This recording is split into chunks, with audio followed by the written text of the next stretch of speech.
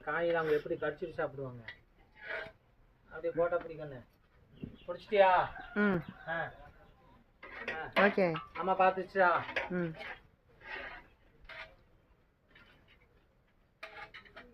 கம்மியாக தான் அப்படி போடு, காய் போடு.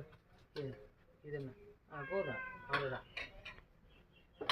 ஐயா அங்கே பாரு, அவரை பாரு, அவரை பாரு. சரி சரி.